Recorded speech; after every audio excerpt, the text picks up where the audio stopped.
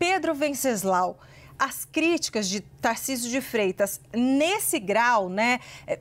falando de tirania, dizendo que as pessoas não aguentam mais e citando Alexandre de Moraes, atacando Alexandre de Moraes nominalmente, acabou surpreendendo até mesmo aliados do governador. Conta pra gente o que você apurou e boa tarde para você, boa semana.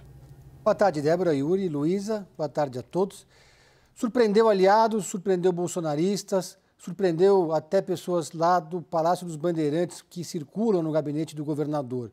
porque até então ele não tinha ido tão longe nessas críticas. Os bolsonaristas, é claro, festejaram, viram isso como um gesto necessário para fidelizar não só esse eleitorado, mas também para conseguir avançar na chancela, para conseguir a chancela de Jair Bolsonaro, de Eduardo Bolsonaro, para ser o candidato do bolsonarismo em 2026. Então, se por um lado os bolsonaristas comemoraram esse discurso de Tarcísio Gomes de Freitas, até porque havia uma pressão para que ele subisse o tom contra o ministro Alexandre de Moraes e contra o Supremo Tribunal Federal, por outro lado, aliados de Tarcísio no Centrão e também na Assembleia Legislativa de São Paulo, que estão juntos com ele nesse projeto presidencial, ou que seja o projeto da reeleição, ficaram preocupados, não só porque ele explodiu pontes com o Supremo Tribunal Federal, como disse a Luísa,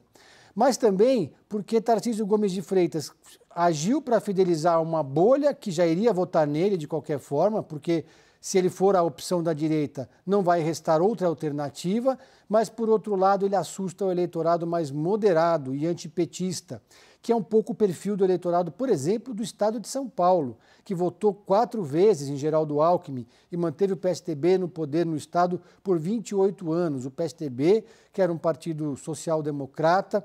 liberal na economia, mas com discurso moderado e que nunca entrou nessa esteira da radicalização à direita, exceto quando elegeu João Dória prefeito e depois governador. Era um discurso mais radicalizado, mas depois que ele chega ao governo se mostra um político mais moderado.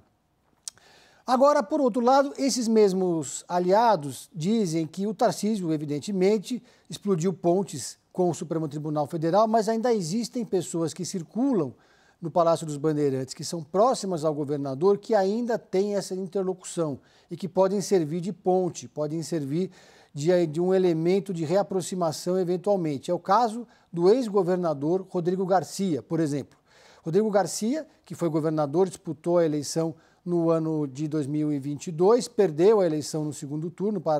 não foi para o segundo turno, perdeu a eleição para o Tarcísio, mas depois que teve um período sabático, se reaproxima do Palácio dos Bandeirantes, se aproxima muito do governador, virou uma espécie de conselheiro e é apontado, inclusive, como potencial candidato ao Senado em 2026. O Rodrigo Garcia tem uma proximidade grande, é um interlocutor do Alexandre de Moraes, assim como o ex-presidente da República, Michel Temer, que foi quem